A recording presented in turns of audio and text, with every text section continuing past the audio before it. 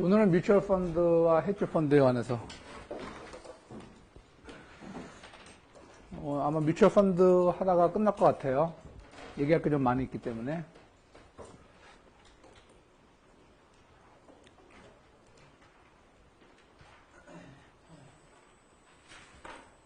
자, 뮤추얼 펀드는 여러분들 대신에 여러분들의 돈을 투자해주는 그런 회사인데, 그런 기관인데, 그러니까 무슨 문제가 있을 수 있다? 근데 여기서 에이전시 프로그램이 두 글자인데, 뭐를 해야 프로그램 이렇게 해야 되겠죠. 뭐 에이전시 프로그램이 더 정확한 말이에요, 사실은. 정확한 말인데, 모럴 해저드는 자기가 자기 거를 위해서 할 적에는 모럴 해저드 문제는 없으니까 굉장히 연관이 깊은 거죠.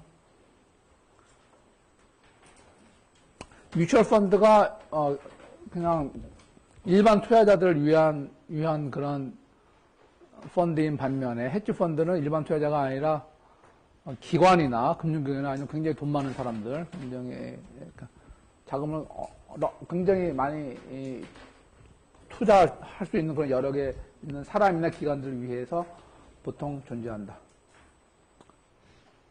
그래서 챕터 4에서는 이런 펀드들의 종류와 규제, 그리고 이 사람들이 받는 수수료, 그리고 얼마나 과연 성공적으로 운영이 되어 왔는가에 대해서 우리가 공부하겠습니다. 뮤추얼 펀드의 한 가지 좋은 점은 분산 효과가 있다. 분산 효과가 있다는 얘기는 대충 여러분들 무슨 얘기인지 알겠지만,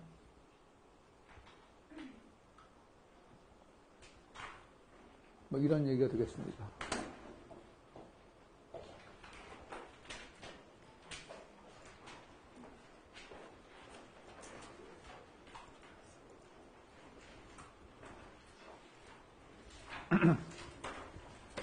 여러분들이 $100밖에 없어요.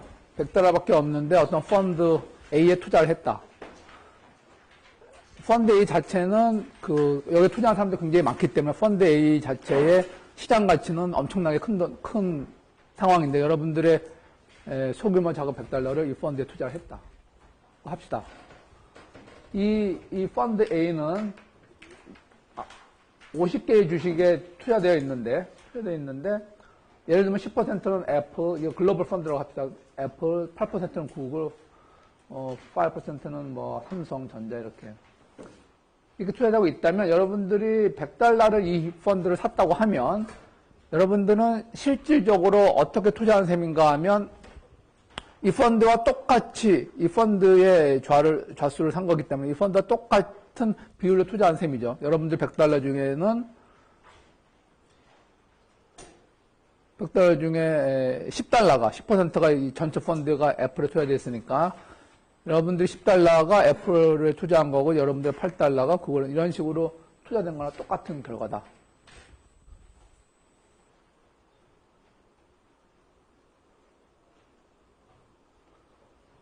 사실 여러분들이 직접 투자를 하려고 하면 애플이나 구글이나 삼성이나 모두 $100 이상이 한 주당 $100 이상이니까 한 주도 못 사요. 이 회사들 중에 어느 한 주도 못 사는데 이 펀드에 투자하게 되면 이 여러 주를 동시에 산 거나 마찬가지 효과가 있는 거죠. 이런 굉장히 좋은 분산 효과가 있다. 그런 뜻입니다.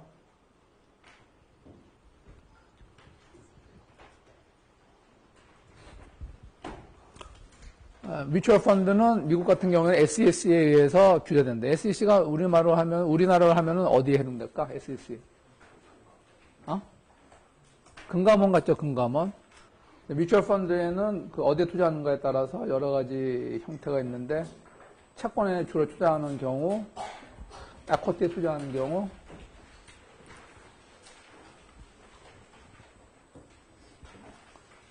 하이브리드 펀드는 뭐 다양하게, 머니마켓 펀드는 1년 미만에 이자를 주는 그런 금융상품에 투자하는 경우에, 인덱스 펀드는 뭐 주가지수나 뭐 채권지수를 추적하기 위해서 그것과 동일한 유사한 수익률을 만들어내기 위해서 투자하는 경우죠.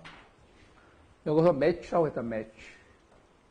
뭐 S&P 500 같은 그런 지수의 성과를 매치하기 위해서 만들어진 펀드다.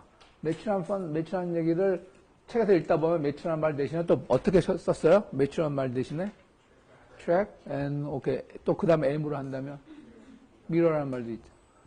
또 mirror도 좋아요. 근데 또 M을 시작한 또 다른 말도 있어요. 여기 책에 없을 수도 있어. 추적하다. 닮으려고 노력.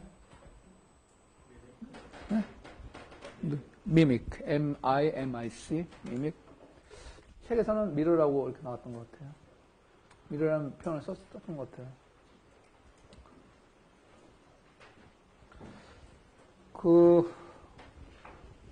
여러분이 뮤추얼 펀드에 투자하게 되면은 뮤추얼 펀드의 좌수를 갖게 된다.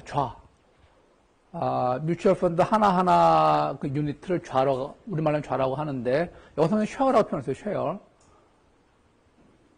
가장 대표적인 경우가 오픈엔드 펀드라는 건데, 이거는 어떤 식으로 운영되는가 하면,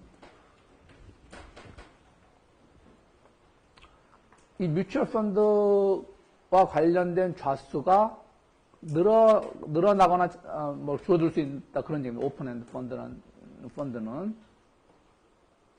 그래서 장이 끝난 다음에 매일 4시 정도에 뮤추얼 펀드 전체의 가치가 파악이 되고, 뭘로 파악이 됩니까? 이 뮤추얼 펀드가 투자되어 있는 주식들의 종가를 계산해서 파악이 되겠죠. 그 토탈 밸류가 파악이 되면 그 토탈 밸류를 발행된 좌수로 나누면 한 좌당 가치가 되겠죠. 그렇죠? 그래서 이렇게 계산된 가치를 이름하여 NAV, 굉장히 유명한 용어입니다. Net Asset Value.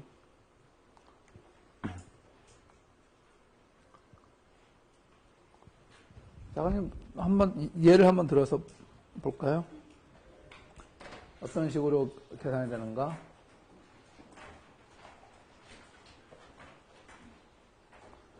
자, 굉장히 많은 투자자들이 에코티 뮤추얼 펀드이면서 오픈엔드 펀드인 펀드 F에 투자를 했어요. 투자된 돈이 다 합치면 컬렉티블리 $1 밀리언 입니다. 첫째 날에 투자를 했어요.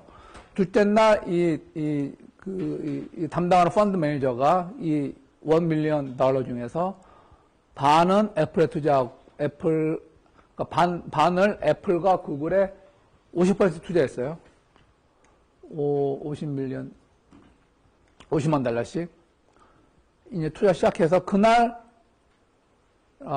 주가가 어떻게 끝났는가 하면 애플과 구글이 $500, $1000 끝났다. 그날 바로 이 종가에 투자했다 가정하는 거예요. 그날 자체는 이 펀드에 어떤 수익이나 뭐 손실이 없었다. 그날 거의 장 마감 무렵에 사서 그날 종가가 바로 자기가 산 거와 똑같이 됐다. 이렇게 되면은 이 펀드는 어떻게 됩니까? 이 펀드는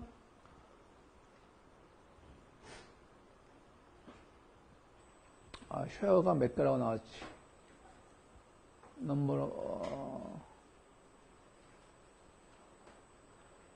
오케이. 이 펀드는 1000개의 좌수를 발행했어요. 자, 이 펀드에서 돈을 1 밀리언 받아서 이거를 이제 결국 구글과 애플 투자했는데, 이것을 바탕으로 해서 이제 좌수를 이제 한 좌씩 해서 결국 100개를 만들어서 이걸 투자자들이 이걸 사는 거예요. 하나 사는 사람도 있고 2개 사는 사람도 있고 전부 다 합해서 1000개를 발행했다. 그러면 이 한 좌수의 가격은, Net Asset Value는 간단하죠. 사실 지금은 주가의 변동이 없었으니까 1 밀리언 투자해서 1000개 발행했으니까 이거를 1000으로 나누면 $1000가 되겠네. 되겠죠? 지금 현재는 그대로 1 밀리언이 그대로 유지되고 있으니까.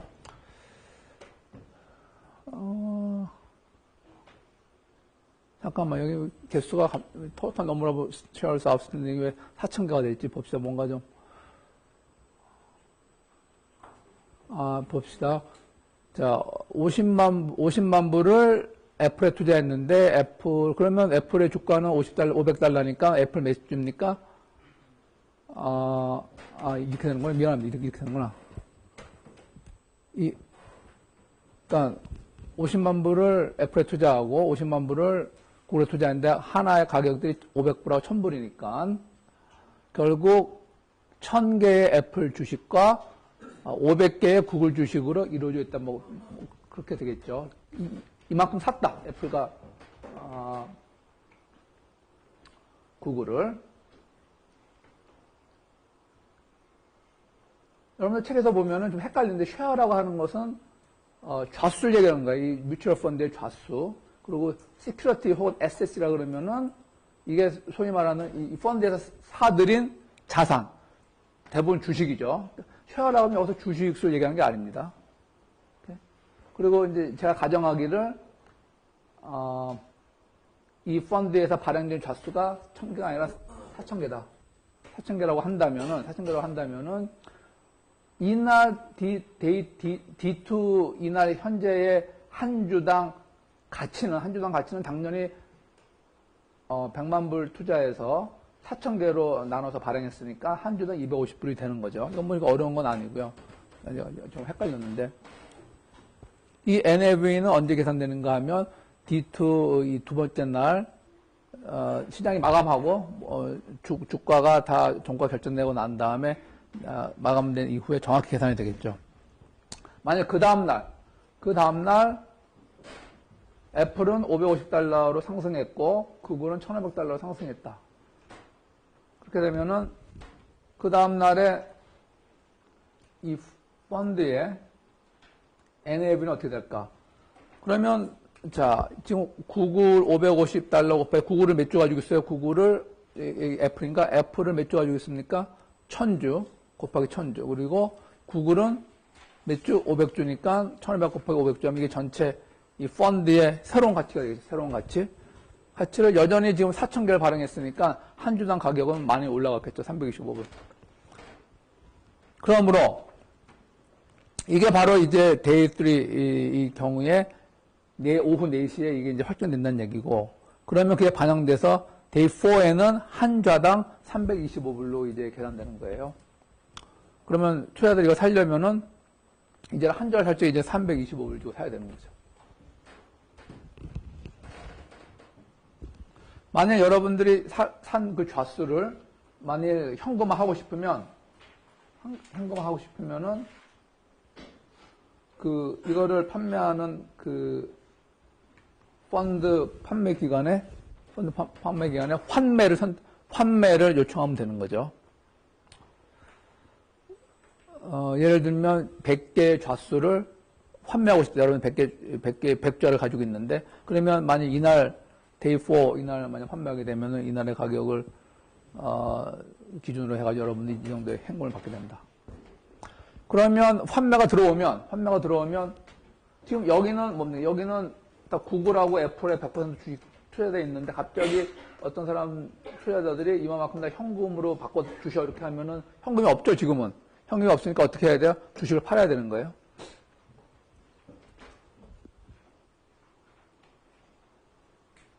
물론 이 펀드가 보통 어떤 펀드가 100% 주식에 투자해 있지 않고 캐시가 여러 가지 이유로 캐시를 남겨두는 경우도 있죠. 왜냐하면 주가의 상황을 봐서 주가 내려가면 더 살려고 이제 그런 경우도 있고 여러 가지 경우인데, 지금 저는 100% 지금 주식에 투자된 경우고, 대부분 환매가 또 많이 들어오면 현금이 남아 있어도 환매가 많이 들어오면 그 현금이 모자라기 때문에 결국 갖고 있는 주식을 팔아야 돼요. 그래서 여러분 주가가 오늘 뭐 종합주가지수가 내렸다 이런 얘기 들을 적에 펀드 환매가 많이 들어와서 그 기관 투자가들이 아니면 매니저들이 할 수 없이 많이 팔아야 됐기 때문에 주가 좀 올라가려고 그러면 사람들이 2008년도에 금융위기가 기억이 나서 이게 올라가려고 자꾸 현금화 하려는 그런 욕구가 아직도 강해요. 그래서 가만 놔두면 이제 더 많이 올라갈 수도 있는데 좀 올라가면 나중에 꼬꾸라질지 모르기 때문에 빨리 현금 실현을 하자. 차익 실현을 하자. 그래서 환매를 만약 신청하면 그 돈을 받고 그 환매 신청이 뭐 보통 이루어지는 게 아니라 주가 2000대에서는 굉장히 많이 이루어졌죠. 최근 몇 달 전에는 한 2200까지 오른 적이 있었는데 한 1년 전인가?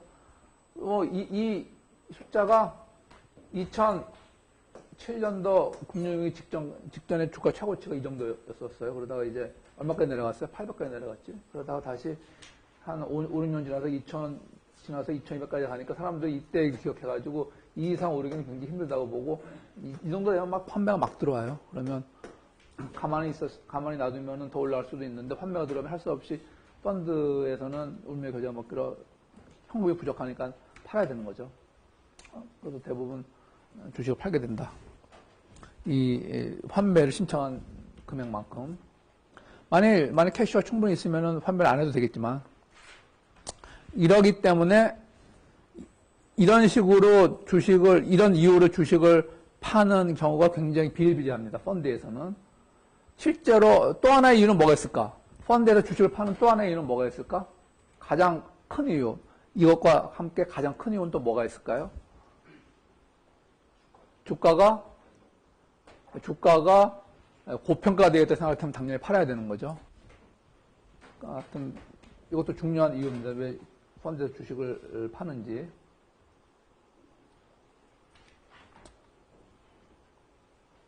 오픈엔드 펀드는 또 하나의 특징이 이 펀드가 굉장히 잘 나가요. 그래서 처음에 250달러 시작했는데 한 좌가 이제 325달러 정도 되니까 여기 펀드 운영하는 펀드 매니저 팀이 굉장히 능력이 있구나. 사람들이 이 펀드를 다시 투자하려고 그러면은 어떻게 됩니까? 다시 돈을 받아서 그 돈을 가지고 이번에 한 좌당 325달러에 팔면서 그 돈을 이제 운영하면 되는 거죠.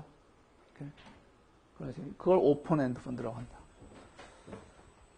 그래서 항상 그 발행된 좌수 총액은 항상 변경되는데 지금 조금 전까지 4,000달러였죠?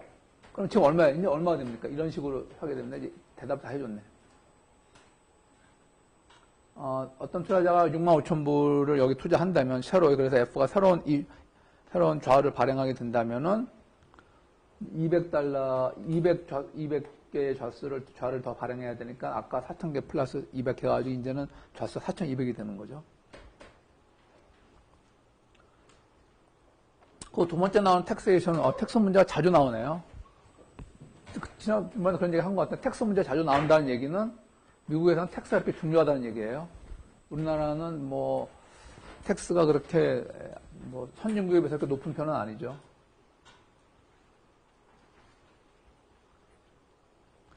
텍스 레이트가 40%라고 할 경우에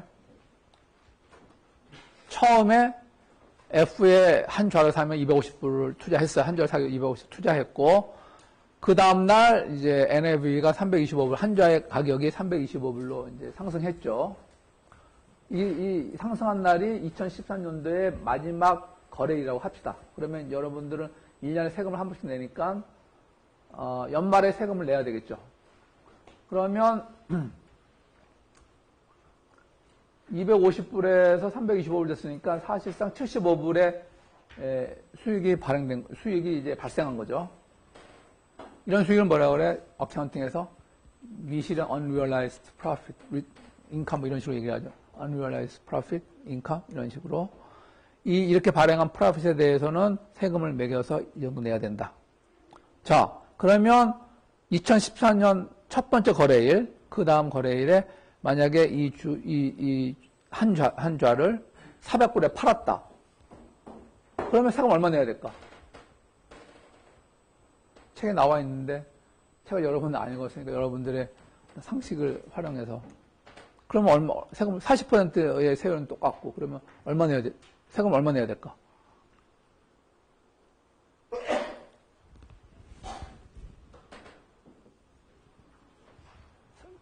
something 곱하기 0.4는 확실하죠. 그 something만 계산하면 돼. taxable base가 얼마일까? 어렵냐? 더하기 빼기 하는 건데. 복소연, 복싱 좀 하고 있어? 아니, 얼마일까? 너무 소수의 학생들만 얼마일 것 같아? 60이 세금이라는 얘기 아니면 60이 세금이야? 그러면 60 나이 0.4 하면은 텍서블 그 세금을 때린 그 베이스는 얼마야? 150? 왜냐하면 400달러에서 원래 취득 넘게 250달러 빼니까 그죠? I got you. 네. 걸려들었습니다. 그건 절대 아니고. 그게 그래도 사람들이 생각할 수 있는 첫 번째 대답이 뭘까? 똑같아요? 그렇죠. 왜냐하면, 자, 복선 봐봐. 원래 250불에서 325불로 올라가면서 세금 냈어요, 안 냈어요? 예? 냈는데, 이제 이게 여기서 다시 325불, 다시 400불로 올라갔죠? 그런데 이제 요 차이에 대해서만 세금 내면 되는데, 여기서 다시 계산하면은, 이른바 더블 텍세이션. 세금을 두 번 내는 효과가 있죠. 그래서 답은 똑같아요. $75. 책에 이렇게 나옵니다.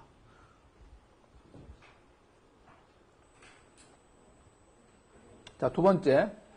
똑같이 40%인데, 똑같이 $250에 샀어요. 한 주알을 샀는데, 그 다음날 요번에 $200 떨어졌다. $200 떨어졌다. 떨어지면 세금 냅니까? 안 냅니까? 손해봤으면. 세금 안 내죠. 세금 안 내는 것 뿐만이 아니라, 오케이. 세금을 안 내는데, 세금 안 내는 것 뿐만이 아니라, 세금을 덜 낼 수도 있어요. 제가 지난번에 그런 얘기를 했었는데, 만약 여러분들이 다른 투자에 대해서 $80를 벌었다고 합시다. 그러면 요 1년 동안에 번 거는 다른 투자에서 번 $80와 여기서 번 손에 $50 합쳐가지고 $30를 번 거죠. 이 $30에 대해서만 세금을 매기는 거기 때문에 만약 여기서 손해를 안 봤으면 $80 전체에 대해서 세금이 매겨졌겠지만 $50만큼 손해를 봤으니까 여기서 번 택서블 인컴이 $50만큼 줄어드니까 세금이 그만큼 줄어드는 거죠. 그러니까 이 경우에는 손해를 보면은 손해를 본 것에 비례해서 세금을 덜 냅니다. 그러나 가정이 있죠. 다른 데서 이 손해 이상의 인컴이 생겼을 적에 만약 제가 문제를 내면은 여러분들 거기 유의해야 돼요. 지난번에 한번 그런 얘기 했었는데 텍세이션 문제가 나올 수가 있겠습니다. 경우에 따라서. 자, 그 다음 2014년 첫 번째 거래일 날 여러분들이 이 한 좌를 $400에 팔았어요. 그러면 이런 일이 발생했다고 합시다. $400에 팔았어. 그럼 요번에 세금 얼마 내야 돼?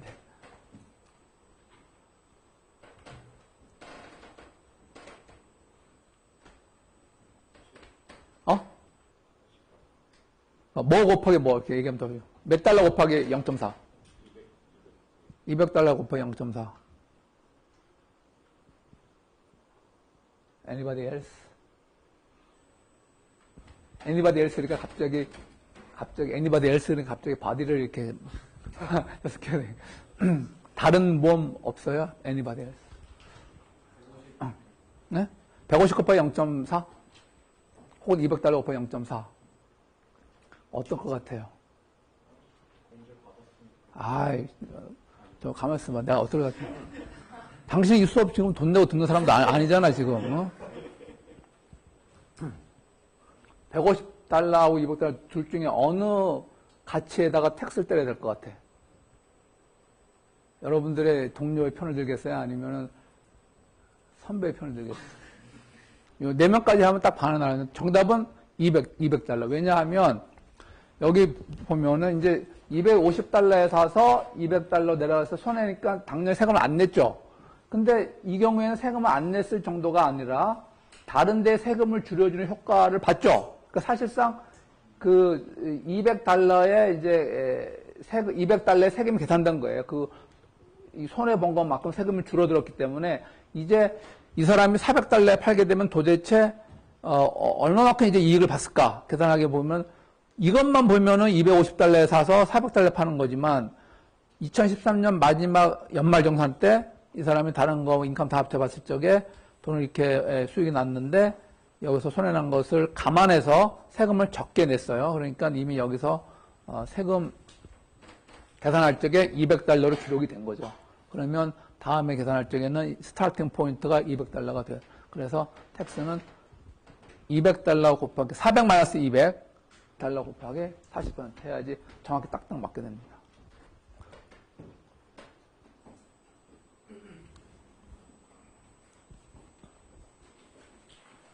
텍스 문제, 텍스 문제. 읽어보세요. 똑같은 얘기입니다. 똑같은 얘기. 이런 식으로, 얼마 전까지는, 지난번에, 인슈런스 컴퍼니 얘기할 적에는, 내가 보험회사에 매달 보험료를 내고, 그 보험료가 보험회사 잘 투자돼가지고 수익이 발생하고 있어도, 나한테는 세금이 부과되지 않았죠. 그러다가 나중에 어떤 사건이 생겨서 보험회사에서 돈을 받게 되면, 아니면 연금을 받게 되면, 그때 세금이 부과된다 그랬죠. 요번엔 틀리죠. 요번에는, 그러니까 그때는 캐시플로우의 변동이 있었을 적에 거기에 대해서 세금을 부과했는데 지금은 팔기 전이라도 12월 달에 사가지고 1월 달에 파는 경우인데 12월 말에 일단 세금을 계산을 하는 식으로 나왔죠. 세금 계산의 그 방식이 좀 틀려요. 그러나 원래는 이렇게 계산하는 게 더 정확한 방법이죠. 그 소득이 발생하면은 수익이 발생하면 세금 계산해야 돼. 이거를 회계학에서 뭐라 그래요? 네? 발생주의죠. 발생주의. 그 회계상으로 의미 있는 그 소득 변화 이런 것, 어떤 자산구의 소득 변화, 뭐 프로핏, 로스 이런 것들이 발생하면은 그게 현금화 되기 전이라도 거기에 대해서 세금을 계산해 줘야 된다 그런 얘기입니다. 그리고 세금을 내야 된다 그런 얘기죠. 세금을 만약에 늦게 내는 한이 있어도 세금 계산을 해줘야 된다. 그래서 이거를 발생주 영어로 뭐라 발생주를 영어로 뭐라 그래요? accrual account. accrue. 발생주의 반대는 뭡니까? 발생주의 반대. 현금주의. 현금주의는 뭐라 그래요? 영어로? 여기 캐시 어카운팅이라는 말을 잘 안 쓰고 영어 뭐라? 현금주의까지는 알겠는데 영어는 뭐라 그래? 캐시 어카운팅? 아니야? 뭐라 그럴까? 캐시 베이스드 어카운팅. 여러분 한양대 경영대학의 회계학과 교수님 중에 고정권 교수님 뭐 들어봤어요? 고정권 교수님? 몰라요? 알아? 몰라요? 수업 들었어요? 대학교 동기야, 대학교 동기인데, 회계사죠, 회계사. 어저께 물어봤어요, 전화로. 야, 발생주의 반대가 뭐냐, 그러니까. 현금주의, 영어로 뭐냐니까. 캐시 베이스 어카운트. 잘했어. 그래, 끊어버렸지. 농담이고, 농담이고.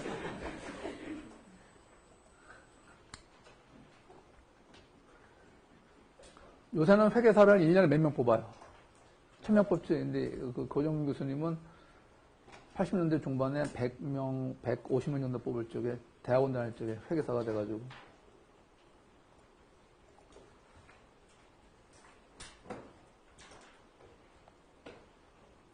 아마 여기 우리가 오픈핸드 펀드 다음에 읽어보세요. 똑같은 얘기입니다. 텍스 얘기는 인덱스 펀드는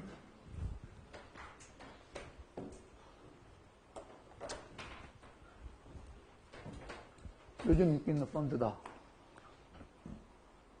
S&P 500 아니면 코스피 200 같은 그런 지수를 유사한 수익률을 내기 위해서 만들어진 펀드다. 그럼 이런 펀드를 운영하려면은 이 투자자들은 어떤 식으로 그 펀드 매니저들은 어떤 식으로 운영할 수 있는가 하면 일단 투자자들의 돈을 다 합쳐보니까 이 정도 되더라.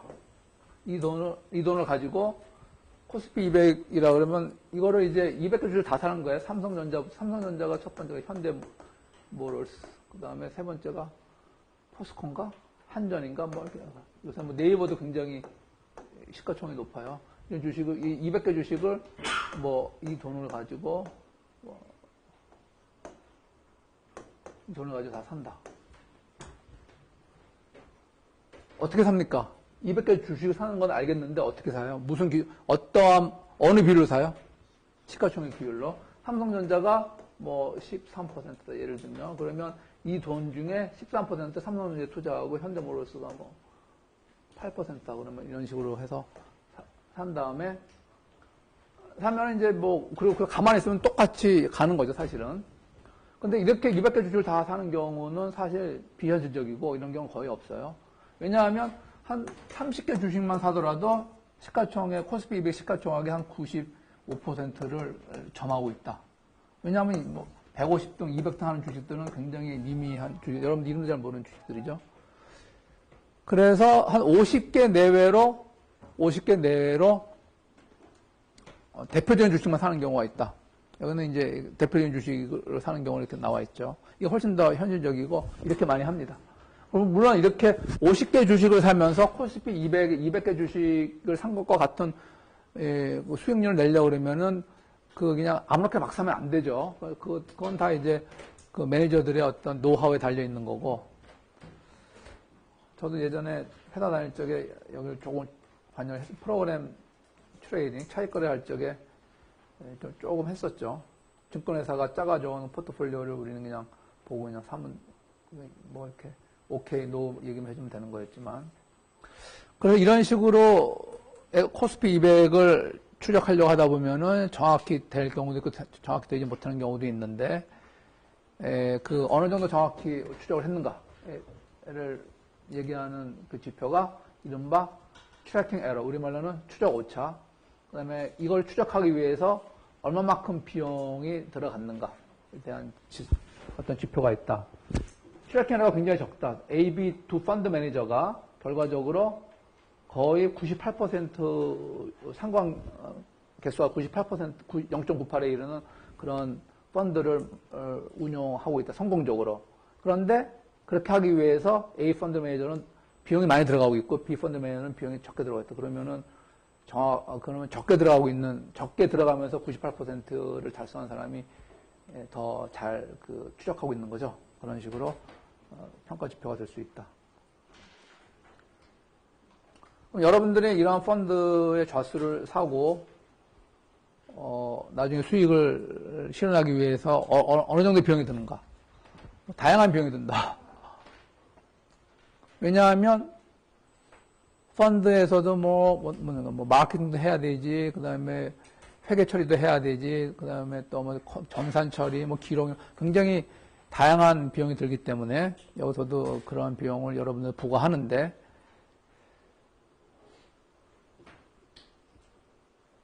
어떤 식의 그 수수료가 들어가면 첫 번째, front end loan. 이거는 무조건 그 처음에 이 펀드 좌수를 살 적에 포함되어 있는 비용이 되겠습니다. 처음에 살 적에. 이거는 팔 적에 예를 들면 펀드 한 좌가 90달러인데 여러분이 사게 되면 91달러에 사게 된다는 얘기고, 나중에 그걸 팔게 되면 이제 그때 좌수의 가치가 100달러인데 팔게 되면 99달러밖에 못 받는다, 그런 얘기입니다. 그런 다음에 여러분들이 예를 들면 한 5년 동안 이 펀드 좌수를 유지하고 있다 나중에 팔아버렸다. 그러면 매년 그 운영 비용, 펀드 매니저는 운영 비용이라서 차지하는 게 있어요. 그러므로 토탈 매년 들어가는 전체 비용은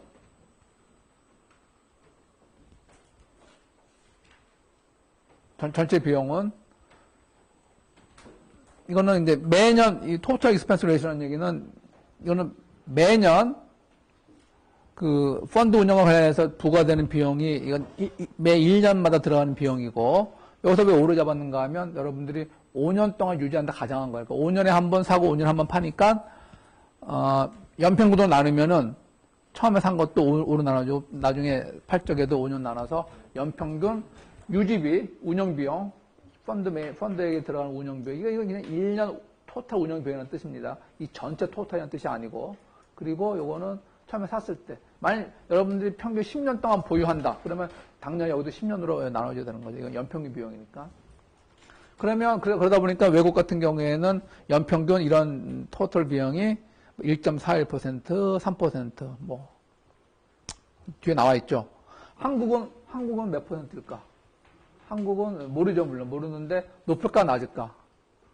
그러면 시장이 이피션트하고 더 많은 참여자들이 존재하고 더 많은 펀드들이 존재하면은 당연히 가격도 불필요한 마진이 없어지기 때문에 아마 한국은 더 높을 것 같아요.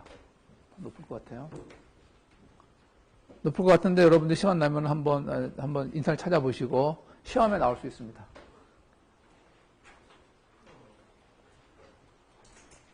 시험에 나올 수 있다고 해야지 일단 여러분들 찾아보기 때문에, 나올 수 있다고 그랬으니까 뭐 안 나와도 되고. 근데 인덱스 펀드는 펀드 매니저들이 아주 뭐 샀다 팔았다 할 이유가 별로 없죠. 그냥 원래 갖고 있는 것이 괜찮으면은 그대로 유지할 수도 있고, 뭐 수익률을 높이기 위해서 어떤 액티브한 활동할 필요가 별로 없기 때문에 다른 펀드에 비해서는 수수료가 작죠. 그러니까 여러분들이 부담하는 비용이 작으면서 코스피 200을 쫓아간다 그러면 굉장히 좋은 투자 대상이 되는 겁니다. 왜냐하면 왜? 그게 삼성전자를 추적하는 것보다 코스피 200을 추적하는 게 왜 좋습니까? 어떤 게 더 좋다고 얘기할 수는 없어요. 사람마다 틀리는데 파이낸스 입장에서는 어떤 면에서 더 좋다고 할 수 있죠? 안전하죠. 분산 투자 효과가 있기 때문에. 삼성전자 하나가 주가 변하는 거하고 200개 주식이 모두 변하는 것은 후자가 훨씬 변동성이 더 낮다고 할 수 있죠. 클로즈 엔드 펀드. 이거는 한마디로 새로운 좌수가 발행되지 않는, 한번 발행된 좌수를 계속 가는 겁니다. 그러니까 쉽게 생각하면은 여기 하나의 회사와 같다. 어떤 회사? 이렇게 얘기하면 좀 정확한 표현이 아니고, 어떤 회사들? SPO가 없는 회사와 같다. 자, 보통 하나의 회사가 삼성전자의 발행된 총 주수가 변해요, 안 변해요? 변하죠. 유상증도 하고 그러니까.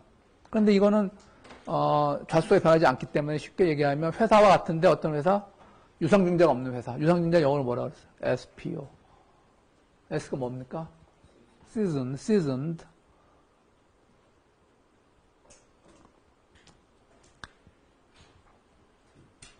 그래서 좌수가 정해져 있다 그런 얘기죠. 그래서 이 좌수는 하나의 클로스 엔드 펀드 이 자체 하나하나가 마치 회사처럼 보통 스탁 익스체인지에서 거래된다 그런 얘기입니다. 그런데 이 거래되는 이 클로스 엔드 펀드에 대한 한좌 혹은 여기서는 이제 한좌가 아니라 한좌이면서도 한 주가 되는 거죠. 이게 하나하나가 회사 하나 마찬가지니까. 그게 이론적으로 계산된 페어 마켓 밸류보다 작은 경우가 많다 그런 얘기예요. 이 표현은. 페어 마켓 밸류를 다른 말로 뭘로 표시할 수 있을까? 여기는 페어 마켓 밸류는 굉장히 일반적인 얘기고 이 펀드의 페어 마켓 밸류는 뭐가 되는 거예요? 펀드의 페어 마켓 밸류는 뭐가 돼? 페어 마켓 밸류는 공정한 시장 가치. NAV는 Net Asset Value. 그래서 클로스 엔드 펀드의 왜 주가가 그것의 페어 마켓 밸류, 즉 Net Asset Value와 왜 틀릴까? 틀리면 안 되는 건데 거기에 대한 수많은 논문들이 있습니다. 나중에 보면은 뭐 이런 얘기가 나오네. 뭐 매니저들한테 제공되는 수수료 때문에 그럴 것이다. 저는 이쪽 전공자 아니니까 잘 모르겠어요. 그게 감안해가지고 계산을 해서 Net Asset Value를 계산할 것 같은데, I don't know. ETF 상장지수 펀드.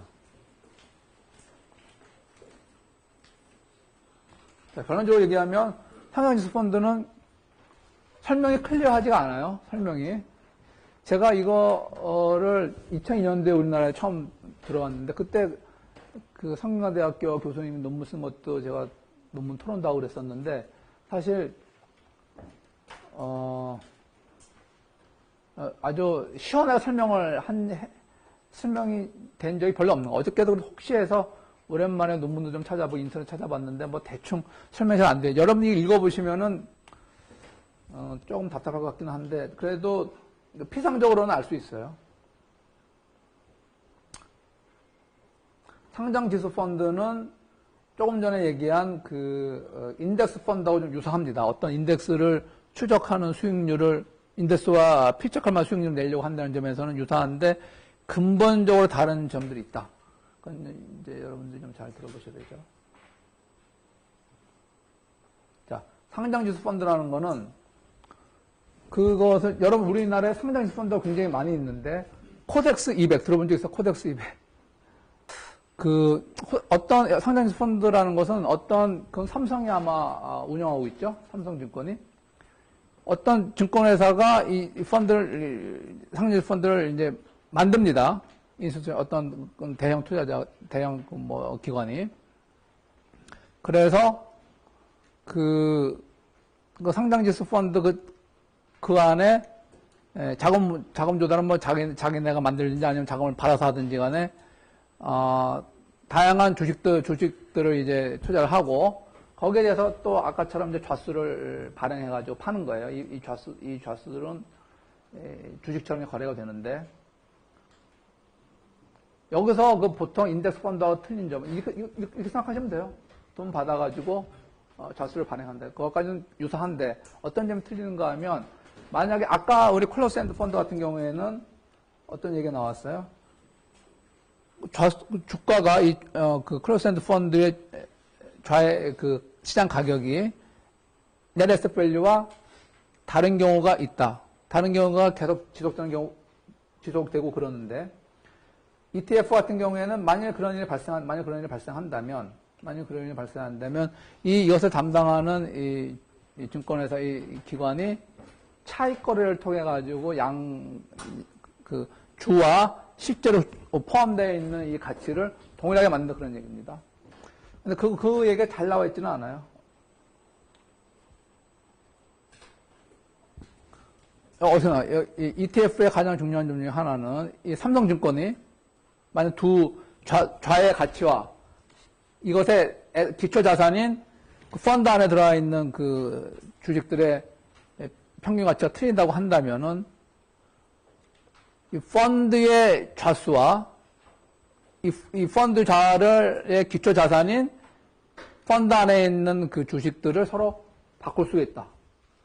싼 거를 주고 비싼 걸 바꾸고 이런 식으로 바꾸겠죠. 그래서 결국은 동일하게 만든다. 그런데 말이 좀 그렇게 아주 좋은 설명은 아닌 것 같아요. 아주 클리어한 설명.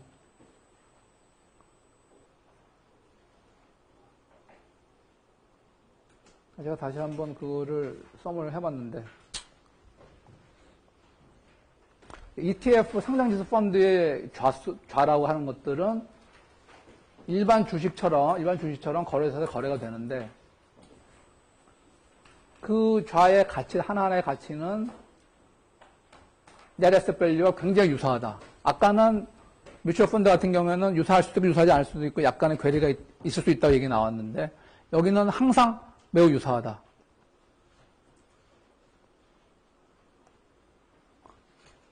왜냐하면은 만약 차이가 많이 나면은 차익 거래에 의해서 그 차이를 이제 조정시키기 때문에. How to do it is a long and complicated story. 작년에 여기까지였어요. 작년에 여기까지.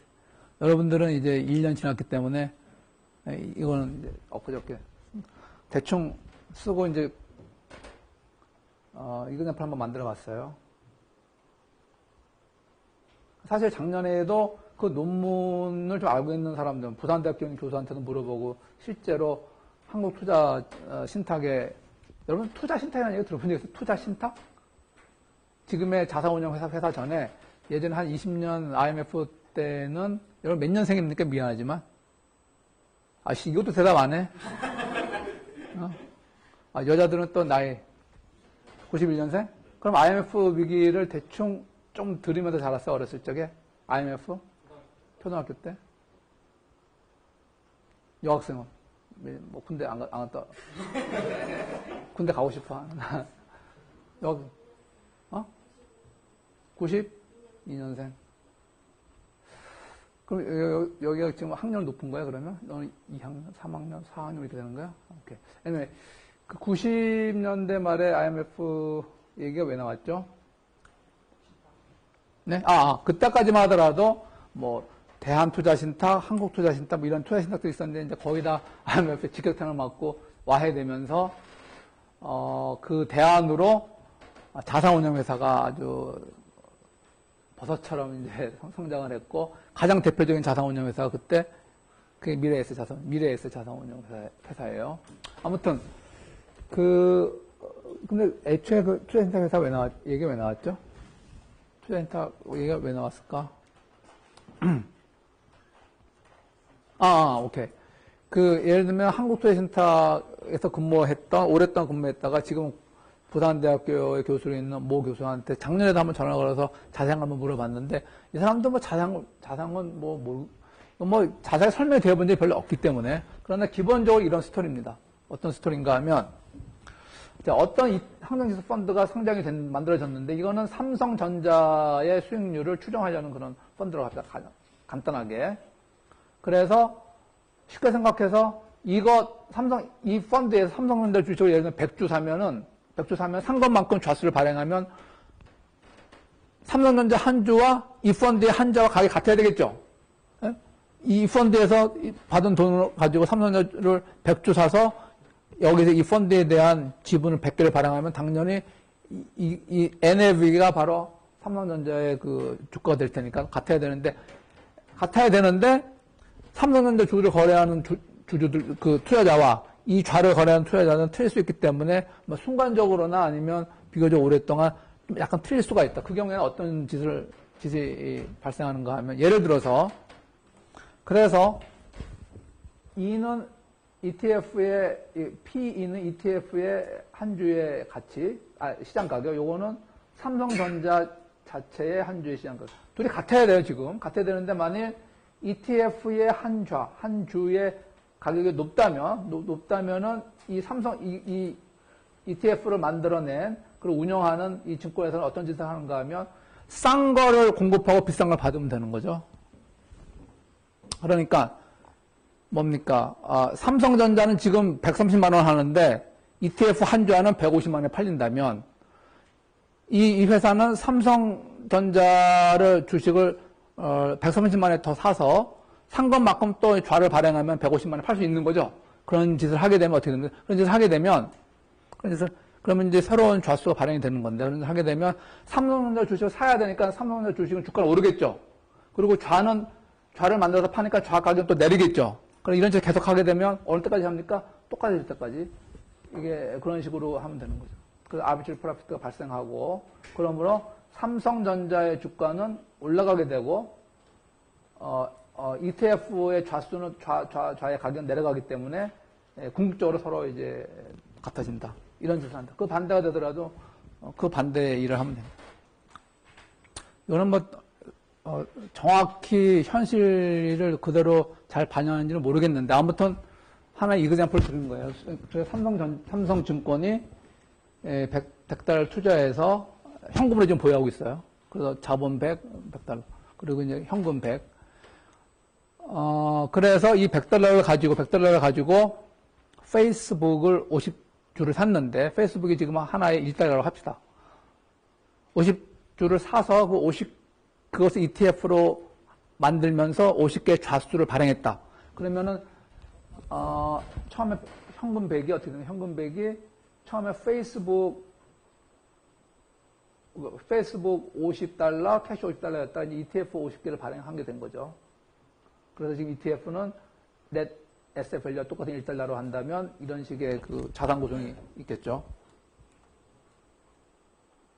만일 ETF 한 주의 가격이 페이스북의 한 주 가격이 1달러보다 큰 1.2달러가 된다면 일단 어떤 변화가 있습니까?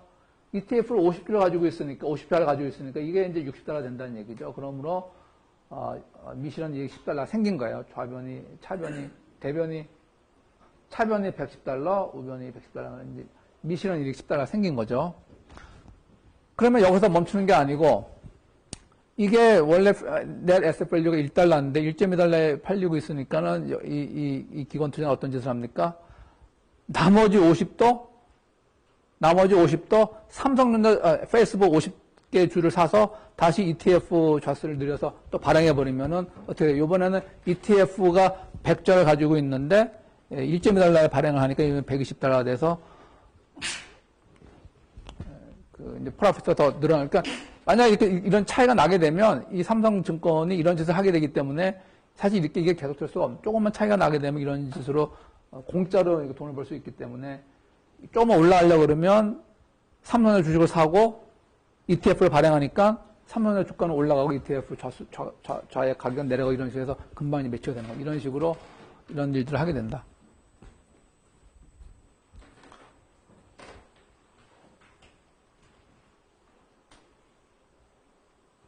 그 다음에는 제가 어떤 얘기를 하는가 하면, 이건 이제 이거를 이제 차익 실현하기 위해서 이거는 unrealized, 미실현 이익이 되는 거고, 이제 50개의 그 ETF 좌수를 팔게 되면 60달러 팔게 되겠죠, 60달러에. 이거는 100개를 파는 걸 얘기를 한 것 같다. 만약에 100개를 팔게 되면은 이게 차익이 120이 되면서 이게 이제 realized profit 20이 되는 거죠. 자, 뭐 한번 만들어 봤는데 이런 식으로 차익 거래가 이루어지기 때문에 결국은 두 개의 가격은 항상 굉장히 서로 비슷할 수밖에 없다. 그런 얘기가 되겠습니다.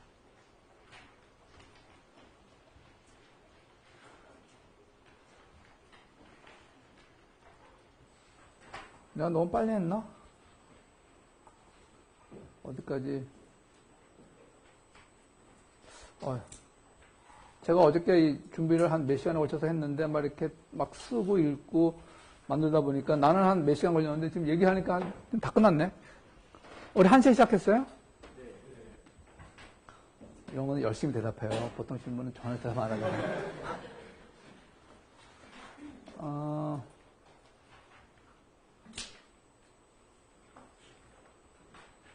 다음 얘기는 뭐 다음 시간에 하겠습니다. 이건 무슨 얘기인가 하면 별로 해보니까 별로 뮤추얼 펀드들이 열심히 사람들이 믿고 투자했는데 그렇게 시장 대비 얘네들이 추적하려는 시장 그 지수 대비 별로 그 추가적인 수익률을 내지 못하더라. 이건 무슨 얘기인가 하면 1년 동안만 기간으로 해서 그 추가적인 수익률을 낸 펀드가 574개 있었는데 이 펀드를 1년 후에 보니까 이 중에 50%만 여전히 그 자기 그 알파 플러스 알파가 뭡니까? 초과 수익이에요. 초과 수익률. 초과 수익이 있고 그러니까 이건 뭐 거의 50%에 해당하니까 이거는 그냥 전혀 페어한 숫자고 2년 동안 또 초과 수익을 낸 2년 동안 초과 수익을 낸 펀드들 312개를 대상으로 해서 다시 2년을 보니까 이 중에 또 반만 여전히 초과 수익을 낸 나머지는 언더퍼폼, 이거는 아웃퍼폼 되는 거고 3년 동안 초과 수익을 낸 펀드를 보니까 결국은 점점 이렇게 50%를 그렇게 넘지 않아요. 그러니까 예전에 몇 년 동안 미래에서 특정 펀드 굉장히 잘했다 그래서 여러분들이 들어가고 나면 앞으로 향후 몇 년도 또 잘할 것인가 하면 그 확률은 50%밖에 안 된다 그런 얘기예요. 심지어 이제 그 기간이 길어지면 더 작아지는 경우도 있고.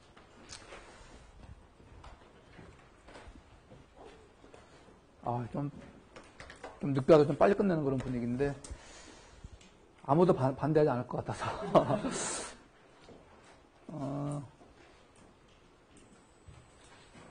여러분들이 지난번 중간고사 그 이그샘플을 보시면 아셨겠지만 지금 보니까 저도 좀 놀란 게 헤지 펀드 이런 데서 시험을 굉장히 많이 냈네요, 문제를. 그죠? 이 문제를 풀므로써 여러분들이 여기서 무슨 말을 하고 있는가 알 수 있기 때문에 제가 문제를 많이 냈던 것 같아요. 여기 이렇게 굉장히 긴 챕터는 아닌데, 챕터 4 보니까 이렇게 긴 챕터는 아닌데, 뭐 계산하는 거 이런 것들에 대해서 그때 제가 이제 주안점을 줬던 거는 생각보다 이런 펀드들이 이렇게 굉장히 이렇게 우리의 기대를 충족시키지 않다. 예를 들면 지금 수익률도 처음에 수익률 좋았지만 그 다음에도 계속 좋은 경우도 별로 많지 않고 그 다음에 피도 이것저것 굉장히 많이 나게 되는 거고 또 손실을 보더라도 피를 내기 때문에 심지어 이런 경우도 있는 것 같아요.